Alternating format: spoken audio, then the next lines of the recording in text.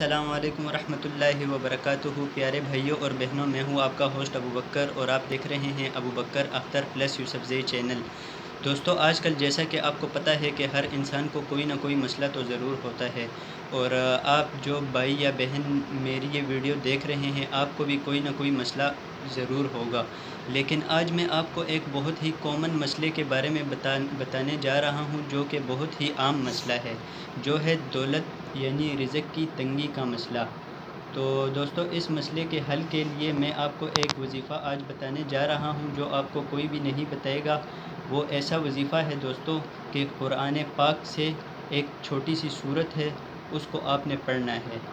تو دوستو، وظیفے کی طرف بڑھنے سے پہلے اگر ابھی تک آپ نے ہمارے چینل کو سبسکرائب نہیں کیا تو کر دیں، ساتھ موجود گھنٹی کے نشان کو بھی دبا دیں، تاکہ ہر نئی آنے والی ویڈیو سب سے پہلے آپ کو مل سکے۔ تو دوستو، وظیفہ کچھ یوں ہے کہ آپ نے سورہ کوثر، جو قرآن پاک کی سب سے مختصر سورت ہے، آپ نے 40 دن تک 129 مرتبہ پڑھنا ہے، اور اس کو آپ نے عشاء کی نماز کے بعد پڑھنا ہے، اول و آخر درود شریف کے ساتھ۔ تو دوستو، آج کی ویڈیو میں بس اتنا ہی، مجھے دیجیے اجازت، اللہ حافظ۔